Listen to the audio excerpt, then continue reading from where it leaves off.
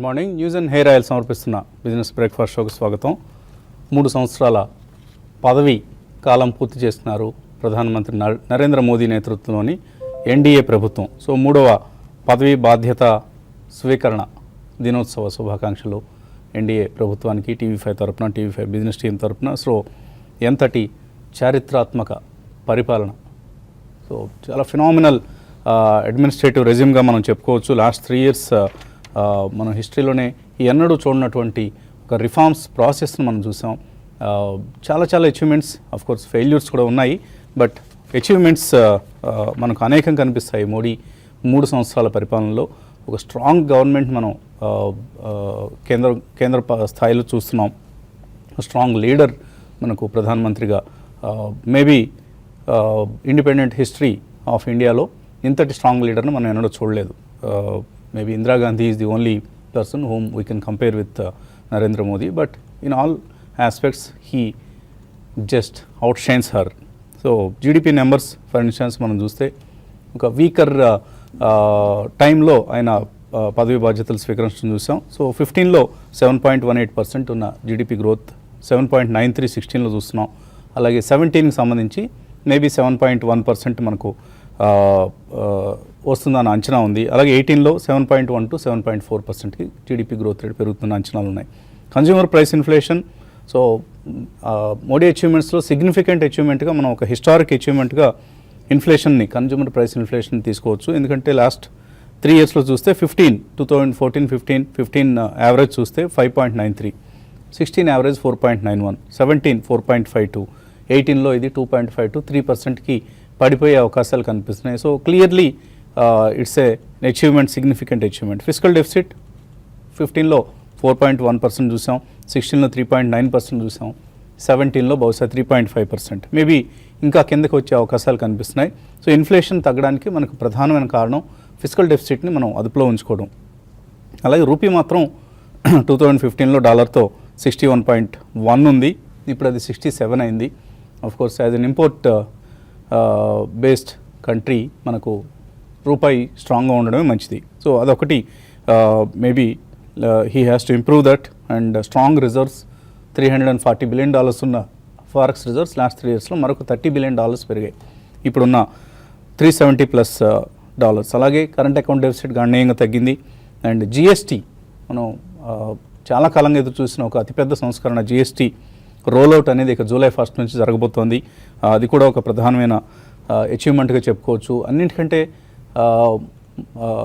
అతిపెద్ద achievements for Modi చెప్పుకోవాల్సింది banking రంగానికి సంబంధించి highly successful financial inclusion plan in the history, Jan Dhan, ఇది మోడీ ప్రభుత్వం విజయంగా చెప్పుకోవచ్చు. అలాగే Aadhaar based direct benefits transfer ప్రారంభమైంది, అది కూడా ఒక అచీవ్మెంట్గా చెప్పుకోవచ్చు.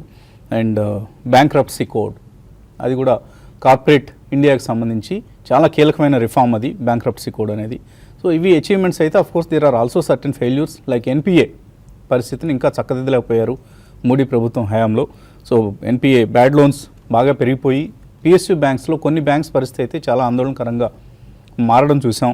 యూకో బ్యాంక్ లాంటివి, ఆర్ ఇండియన్ ఓవర్సీస్ బ్యాంక్ లాంటివి, ఆర్ ఈవెన్ మన ఆంధ్ర బ్యాంక్ లాంటివి కూడా.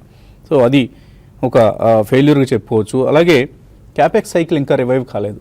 7% గ్రోత్ మన జీడిపిలో చూస్తున్నప్పుడు కూడా క్యాపెక్స్ అంటే capital expenditure by the corporates, అది ఇంకా పెరగాలి. అది పెరగపోవడం వల్ల వచ్చిన దుష్ఫలితం, మరొక దుష్ఫలితం ఏంటంటే జాబ్స్ అనుకున్నంతగా పెరగలేదు. సో మోడీ ప్రభుత్వం హయాంలో జాబ్స్ గ్రోత్ ఏమాత్రం ఆశాజనకంగా లేదు. సో ఈ ఫెయిల్యూర్స్ మినహాయిస్తే మిగతాది సంతృప్తికరమైన పరిపాలన. Maybe we can give 8 out of 10 for Modi's resume. ఇక ఈక్విటీ మార్కెట్స్ విషయానికి వస్తే ఏషియన్ క్యూస్ ప్రస్తుతం మనకు మిక్స్డ్గా కనిపిస్తున్నాయి. జపాన్లో ఇన్ఫ్లేషన్ నెంబర్ 2015 లెవెల్స్కి వెళ్ళిపోయింది అన్న వార్తలతో ఏషియన్ మార్కెట్స్లో కొంత మిక్స్డ్ ట్రెండ్. నికై లాసెస్లో ఉంది, బట్ హ్యాంగ్సెంగ్ అండ్ కోస్పీ లాంటివి పాజిటివ్గా ఉన్నాయి. సో మన మార్కెట్ సంబంధించి నిన్న F&O సిరీస్ క్లోజ్ అయింది. వరుసగా 5వ సిరీస్ కూడా ఈ క్యాలెండర్ ఇయర్లో మనం లాభాలతో ముగించాం. సో ఈ ఏడాది జనవరి నుంచి మే వరకు అన్ని సిరీస్లు ప్రాఫిట్స్తో లాభాలతో ముగియటం అనేది ఒక విశేషంగా చెప్పుకోవచ్చు. మే సిరీస్లో కూడా నిఫ్టీ 168 పాయింట్స్ పెరిగింది. So 168 points gain in May series. అందులో నిన్న ఒక్క రోజులోనే 150 పాయింట్లు వచ్చేసింది. అంటే 18 పాయింట్ల పెర్ఫార్మెన్స్ మాత్రమే మనం అంటే మేలో ఫస్ట్ హాఫ్ బాగానే ఉంది, సెకండ్ హాఫ్లో చాలా సెల్లింగ్ వచ్చింది మనందరికీ తెలుసు. బట్ ఒక షాలో కరెక్షన్ చూసాం మనం. 6 days కరెక్ట్ అయితే నిఫ్టీ జస్ట్ 9340, 150 పాయింట్ల కరెక్షన్ మాత్రమే మనం చూసాం. బట్ మిడ్ క్యాప్స్లో ఆఫ్ కోర్స్ కొన్ని స్టాక్స్ స్పెసిఫిక్ కౌంటర్స్లో debt ridden companies, especially Adani Ambanis సంబంధించిన కంపెనీస్, అంటే అనిల్ అంబానీకి సంబంధించిన కంపెనీస్, ఆ అదానీ గ్రూప్కి సంబంధించిన కొన్ని స్టాక్స్, ఇటువంటి వాటిలో 15 to 20% లాసెస్ చూసాం. వీడియోకాన్ లాంటివి అయితే పూర్తిగా ఇంకా ఇప్పటికీ డౌన్వర్డ్ ట్రెండ్లోనే ఉన్నాయి. సో ఇటువంటి మిడ్ క్యాప్ కరెక్షన్ ఒకటి మనం మేలో చూసాం. బట్ జూన్లో 74% రోల్ ఓవర్స్ మనకు కనిపిస్తున్నాయి విత్ లాంగ్ బయాస్. సో మళ్ళీ జూన్ సిరీస్ సంబంధించి కూడా మార్కెట్స్ ఆశాభావంతో ఉన్నాయి.